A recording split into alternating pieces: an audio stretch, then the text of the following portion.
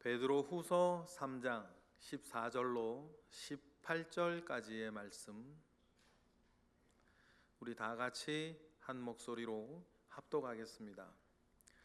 그러므로 사랑하는 자들아, 너희가 이것을 바라보나니 주 앞에서 점도 없고 흠도 없이 평강 가운데서 나타나기를 힘쓰라.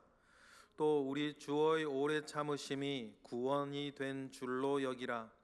우리가 사랑하는 형제 바울도 그 받은 지혜대로 너희에게 이같이 썼고, 또 그 모든 편지에도 이런 일에 관하여 말하였으되 그 중에 알기 어려운 것이 덜어 있으니 무식한 자들과 굳세지 못한 자들이 다른 성경과 같이 그것도 억지로 풀다가 스스로 멸망에 이르느니라. 그러므로 사랑하는 자들아, 너희가 이것을 미리 알았은즉 무법한 자들의 미혹에 이끌려 너희가 굳센 데서 떨어질까 삼가라. 오직 우리 주 곧 구주 예수 그리스도의 은혜와 그를 아는 지식에서 자라가라. 영광이 이제와 영원한 날까지 그에게 있을지어다. 아멘.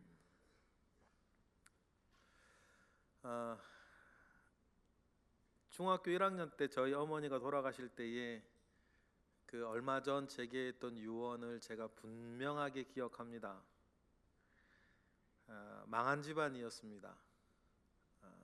지금처럼 보험이나 이런 것들이 제대로 되어 있지 않았었기 때문에 아시다시피 가지고 있던, 아버지께서 가지고 있던 유조차도 다 팔고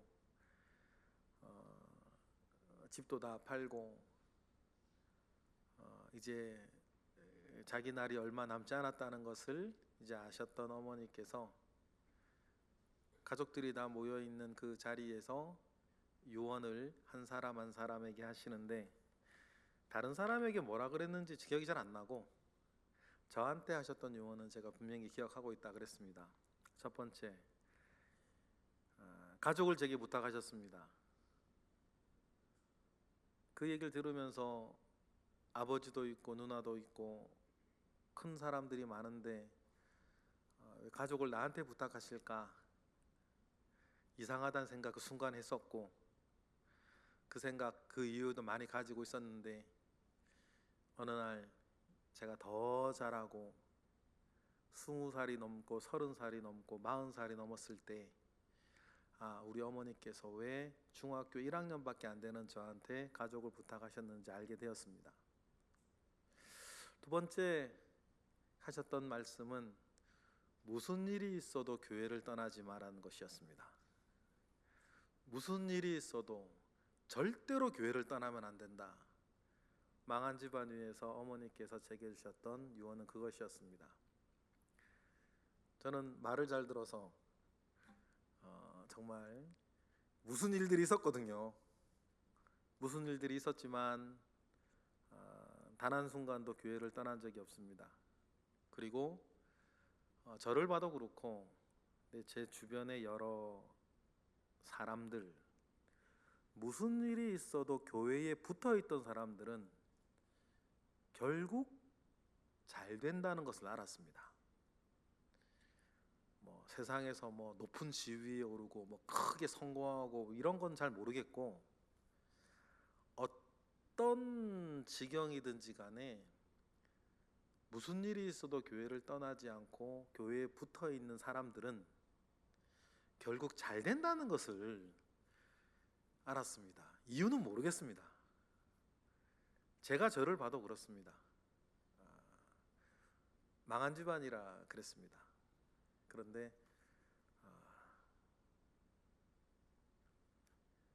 제가 한 거라고는 교회에 붙어 있는 것밖에 없었고, 그 가운데에서 주님은 저 역시 영육간의 모든 면에서 잘되게 하십니다. 잘되게 하셨습니다. 유언 이야기를 갑자기 드린 이유는 오늘 우리가 마지막으로 읽고 있는 베드로 후서,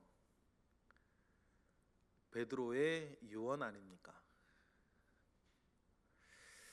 베드로가 유언을 합니다. 자기의 날이 얼마 남지 않았다는 것을 알아요.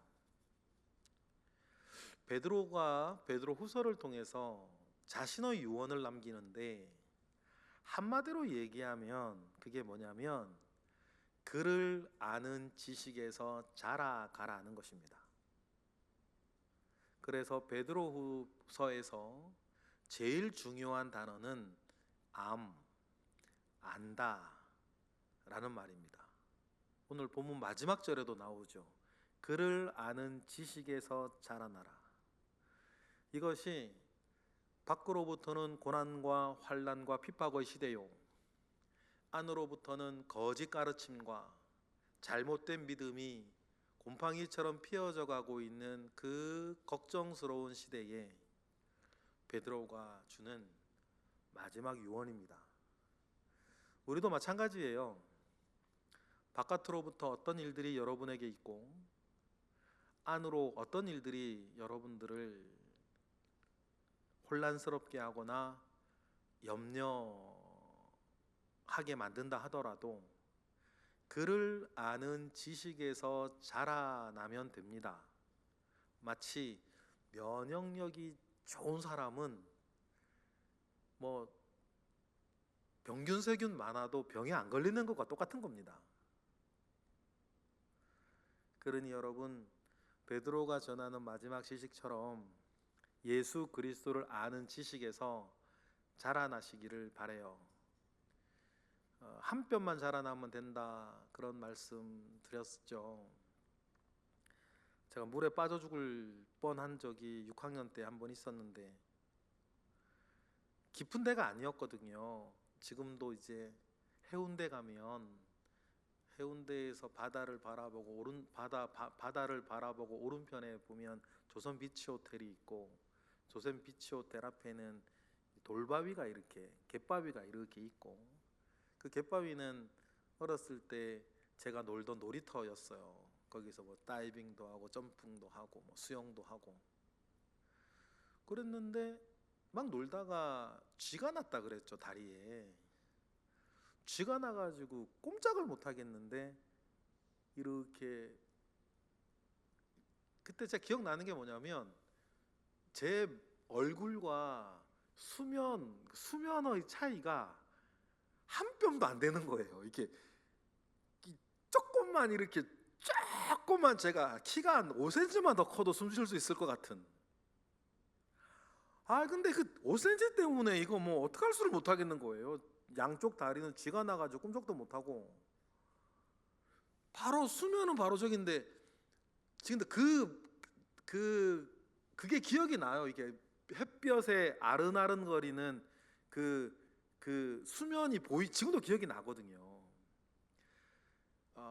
만약에 멀었다면 제가 포기를 했을 텐데 이 한 뼘도 채 안 될 것 같은 이것 때문에 막 숨을 쉴 수가 없고 그 경험해 보시나 모르겠는데 막 이게 하면 그 바닷물이 막 이렇게 다 마실 수도 없고 확 들어오는데 이 짠 바닷물이 할 때마다 확 들어오는데 막 그건 어떡할 수가 없겠더라고요. 근데 그때 하나님이 살려주셨죠.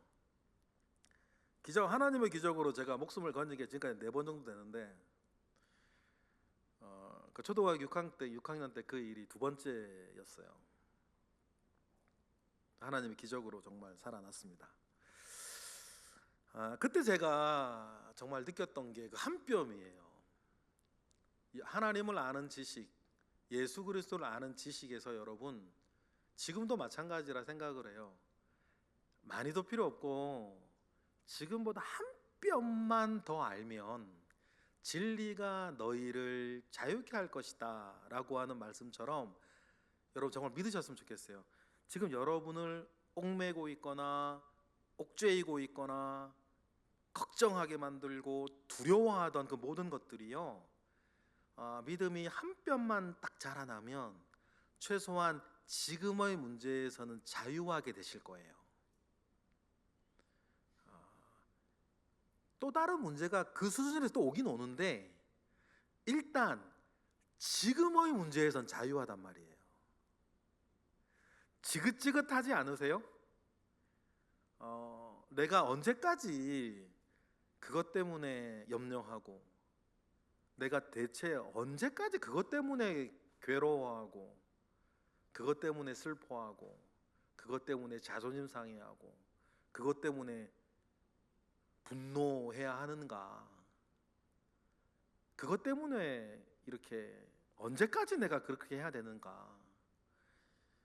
여러분, 베드로의 유언 가운데 한 가지 답은 역시 그를 아는 지식에서 한 뼘만 더 자라나면 되는 겁니다.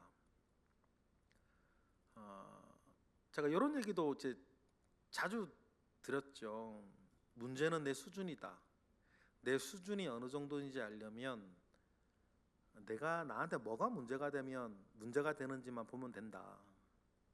그리고 문제를 해결하려고 그러지 말고 내 수준을 올리면 그것이 더 이상 문제가 되지 않을 거다. 그 이야기를 하면서 제가 여러분들한테 제 경험이니까 자주 드렸던 말씀이 있어요. 우리 집에 하나밖에 없는 자전거 얘기 드렸죠. 초등학교 2학년 때. 초등학교 2학년 부산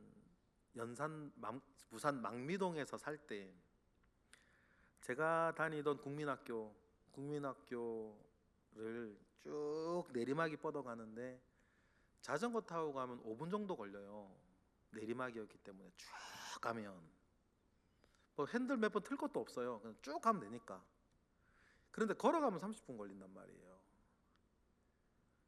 문제는 우리 집에 자전거가 한 대밖에 없고 제게는 저보다 3살 많은 누나가 있어요.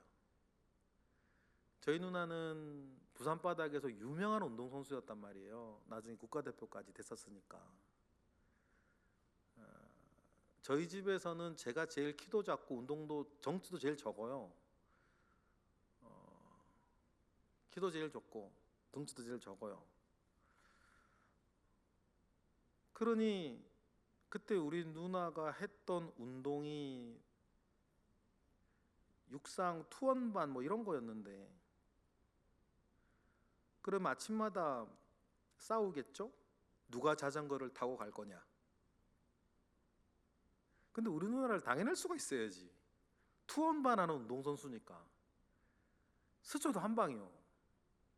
얼마나 힘이 센지. 아침마다 자전거 때문에 누나랑 싸우다가 울고, 아침에 재수 없이 또 운다고 엄마한테 또 맞고, 늘 울면서 집에 가던 게 초등학교 2학년 저 일상이었단 말이에요. 누나를 뭐 이길 수가 있어야지. 정말 문제였어요. 정말 문제였습니다. 죽일 수도 없고 어떻게 그거. 문제를 어떻게 해결하면 될까요? 자전거를 한 대 더 사면 됩니까? 근데 여러분, 만약에 그 생각을 제가 자꾸 하는 거예요. 지금 저라면 한 대밖에 없는 우리 집의 자전거가 제게 문제가 될까요? 전혀 문제가 되질 않아요. 내가 이렇게 말할 거예요. 누나, 지금의 저라면 누나는 운동하면서 힘드니까 누나가 자전거 타고 가. 나는 걸어갈게. 대신에 가방만 실어다 줘. 그렇게 말하면 되는 거 아니오? 지금의 저라면 그렇게 얘기를 할 거예요. 제가 무슨 말 하시는지 아시겠죠? 문제는 내 수준인 거예요. 내 수준을 조금만 올리면 지금 문제가 되는 것이 문제가 되질 않아요.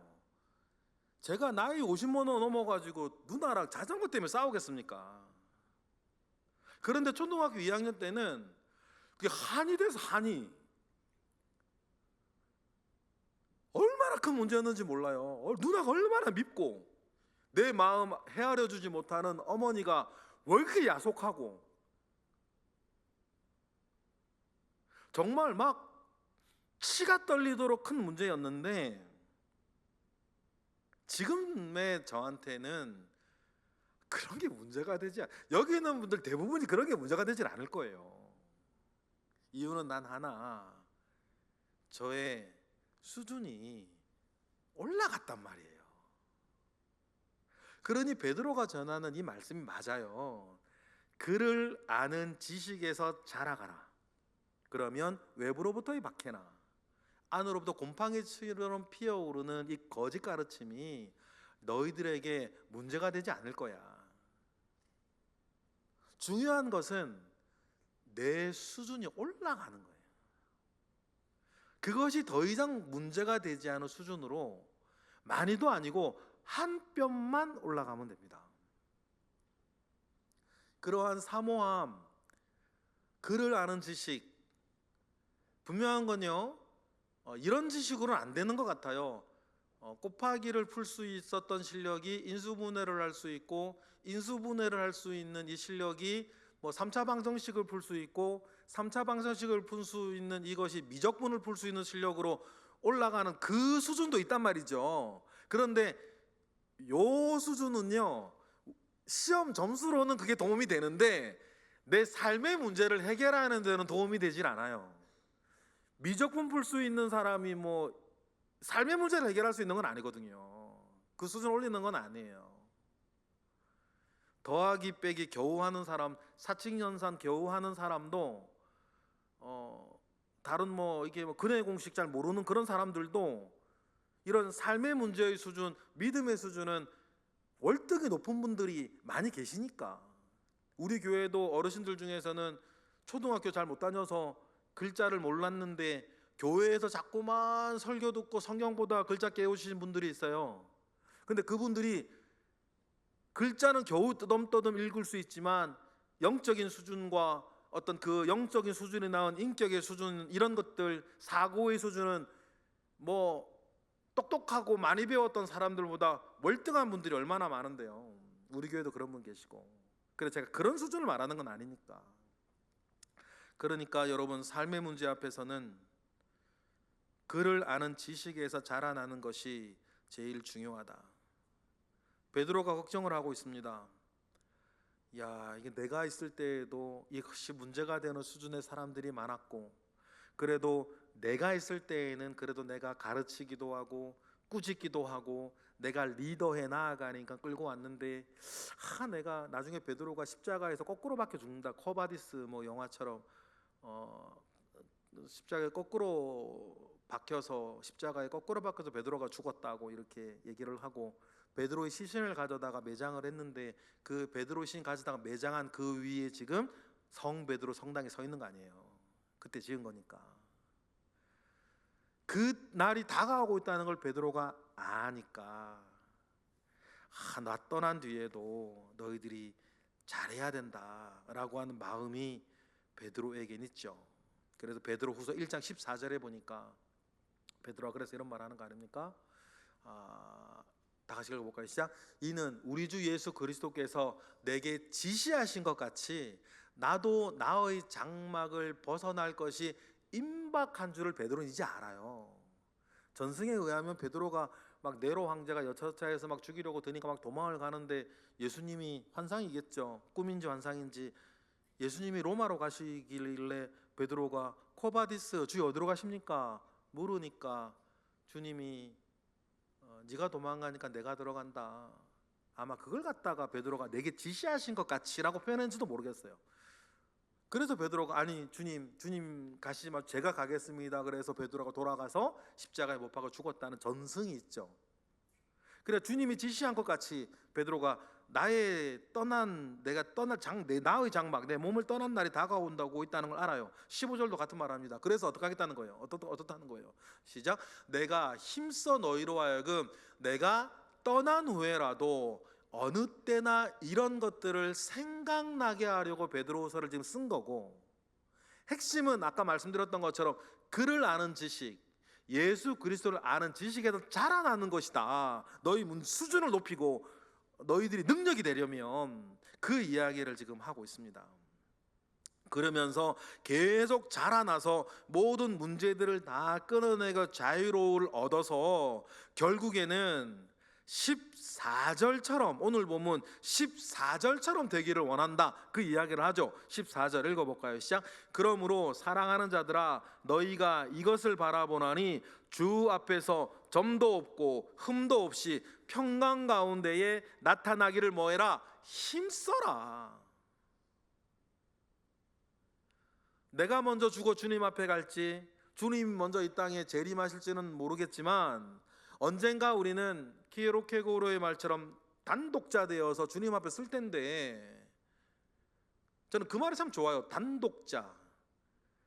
하나님 앞, 주님 앞에 단독자 되어 쓸 텐데, 그때 주님 앞에 나타난 나, 내 앞에 나타난 주님 앞에 뭐도 없고 뭐도 없이, 점도 없고 흠도 없이 내가 주님 앞에 서기를 뭐해라?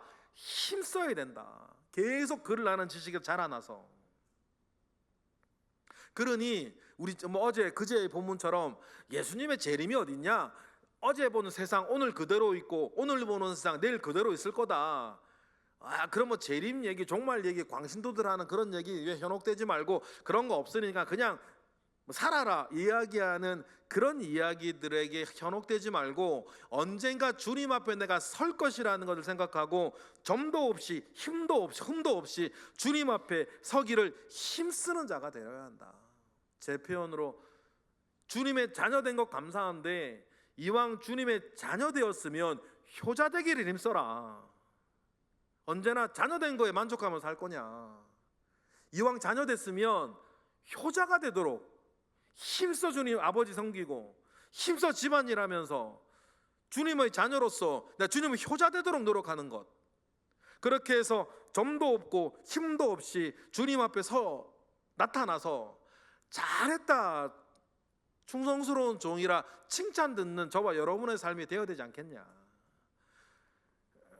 베드로도 그 얘기를 지금 하고 있는 거예요.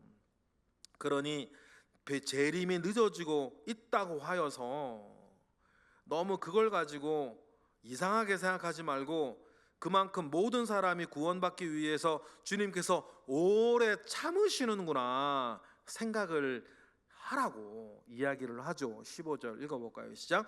또 우리 주의 오래 참으심이 구원이 된 줄로 여기라. 우리가 사랑하는 형제 바울도 그 받은 지혜대로 이같이 썼다. 바울의 종말로는 데살로니가 전후서에 많이 나와 있어요. 그때 막 데살로니가 사람들이 초신자인 막 순교하고 순교하고 죽음 소식이 막 들어오니까, 그때 바울이 데살로니가에게 그 순교의 극악한 상황 가운데에서 그를 지키는 것은 재림 신앙밖에 없다는 것을 생각을 하고, 데살로니가 전서나 후서에 정말 그 재림의 신앙에 대해서, 부활의 신앙에 대해서 막 가르치죠. 그 얘기를 여기서 하는 것 같아요. 바울도 그렇게 썼다. 그런데 그 재림과 그 부활의 때가 늦어지는 것들을 없다, 불신 이렇게 생각하지 말고 오래 참으신다. 하나님께서 모든 사람이 구원받기를 원해서 오래 참으신다고 생각을 해야 된다. 그 이야기를 해요. 여러분 지금도 마찬가지 아닙니까? 하나님이 오래 참아주셔요. 세상도 그렇고 시대도 그렇고, 그리고 우리 개인도 그래요.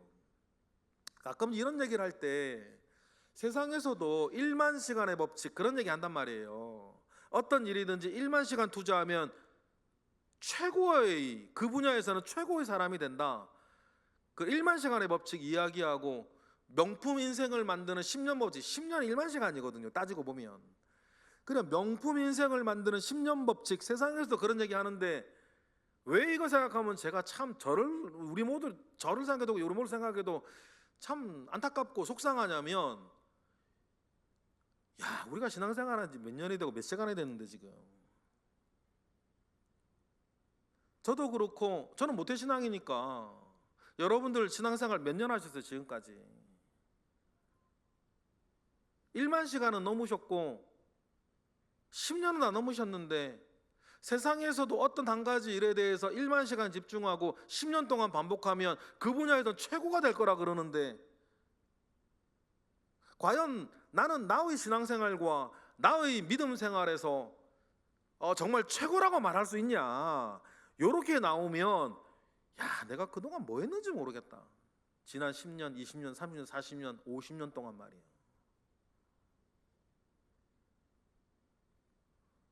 그래서 참 죄송해요. 여러분들 얘기 저 얘기기도 해요. 그런 우리들을 바라보면서도 하나님 뭐 하고 계신다? 오래 참아주신다.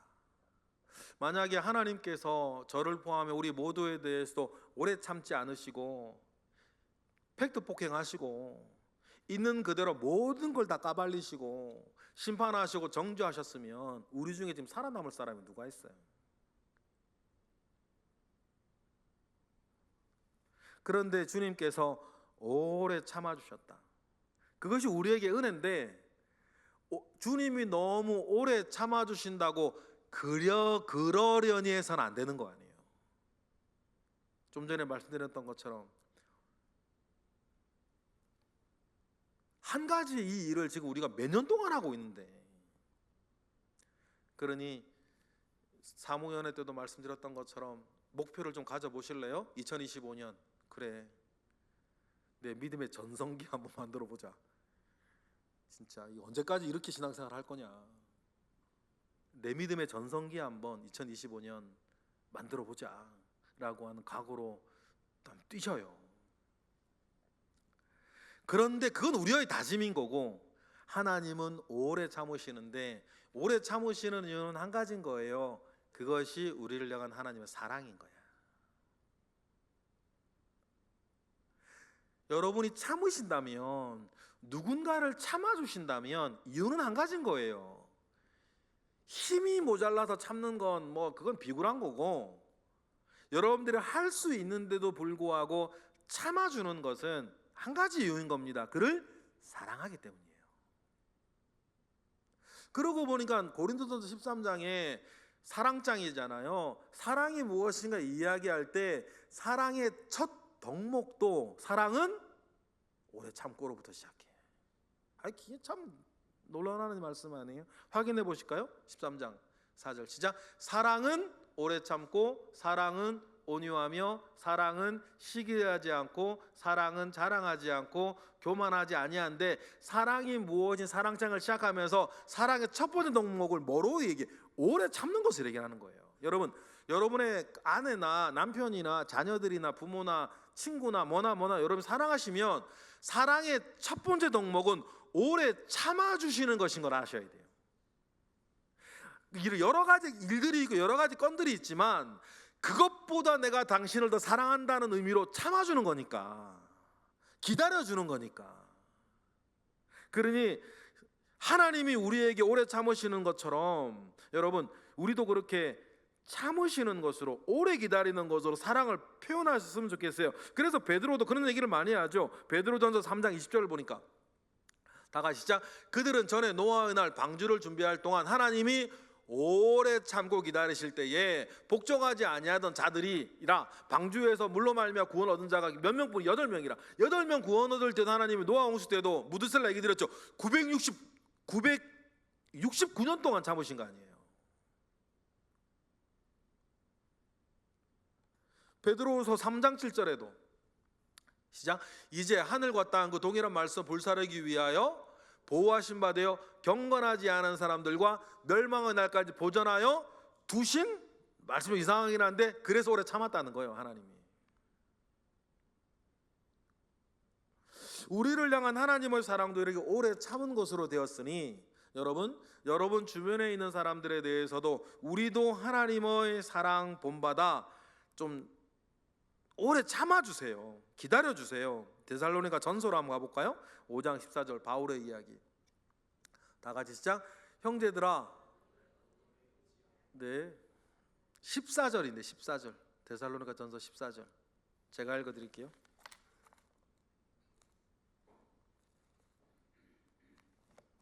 데살로니가 전서 5장 14절을 보니까 제가 이렇게 읽어드릴게요. 자, 또 형제들아, 너희를 권면하노니 게으른 자들을 권계하며 마음이 약한 자들을 격려하고 힘이 없는 자들을 붙들어주며 모든 사람에게 오래 참으라. 하나님께서 우리를 오래 참아주셔서 오늘까지 이르렀으니, 여러분 여차저차 하니까 모든 사람에 대해서 오래 참아주시기를 바라요. 이것이 은혜를 아는 사람이고 오래 참는 게 영적인 능력이에요. 그리고 내가 그 일들보다, 그 모든 것보다 당신을 존중하고 당신을 사랑한다라는 고백은 오래 참음으로부터 나온다는 것. 그러니까 사랑의 첫 번째 덕목도 사랑은 오래 참음으로 되어진다는 사실들을 여러분 꼭 기억하셨으면 좋겠어요. 그러니 억지로 오늘 본문으로 돌아오면 16절 말씀처럼 막 알지 못하는 것 억지로 풀다가 스스로 망하지 말고 일단은 오래 참으면서 하나님께서 주시는 기회들을 계속 보고 17절로 가볼까요? 한 가지만 조심해라. 17절 오늘 보면 17절 시작. 그러므로 사랑하는 자들아 너희가 이것을 알았은즉 무법한 자들의 미혹에 이끌려 너희가 굳센 데서 떨어질까 조심하면서, 다른 여러 유혹이나 핍박이나 다른 것들에 의해서 굳센 데서 떨어질까만 조심하면서 하나님 아버지 앞에 흠도 없고 점도 없이 평강 가운데 나타나기를 힘쓰면서 베드로가 하고자 하는 마지막 한마디 18절 읽어볼까요? 시작. 오직 우리 주 곧 구주 예수 그리스도의 은혜와 그를 아는 지식에서 자라가라. 영광이 이제와 영원한 날까지 그에게 있을지어다. 그래 여러분 유언으로 받으셨으면 좋겠어요. 유언은 가장 중요한 말 하는 거 아닙니까? 그를 아는 은혜와 그를 아는 지식에서 자라가라. 여러분 이것이 많은 것들 거의 모든 것들의 답이 될 겁니다. 가끔 그런 생각해요. 언제까지 불 끄러 다닐 거냐. 불 끄러 다니지 마시고요, 우리의 수준을 한 뼘만 올리시면 돼요. 우리의 수준 한 뼘만 올리시면 지금의 수준에서 불 끄러 다니는 일 그만하실 거고 좀 더 고상한, 좀 더 고차원적인 고민하고 승부하며 살아가시게 될 줄 믿습니다. 그러한 은혜가 우리 모두에게 있기를 주님의 이름으로 축복합니다. 기도하겠습니다. 할렐루야. 하나님 감사와 영광을 올려드립니다. 크신 은혜 가운데에 우리와 함께 하시옵소서. 크신 능력 가운데에 주님 우리와 함께 하시옵소서. 하나님 아버지의 선하신 은혜 속에 우리가 살기를 원합니다. 그를 아는 지식에서 자라나가고 그를 아는 능력 가운데에 늘 살아가는 우리 모두가 되게 하시옵소서. 예수 그리스도의 이름으로 기도드렸나이다. 아멘.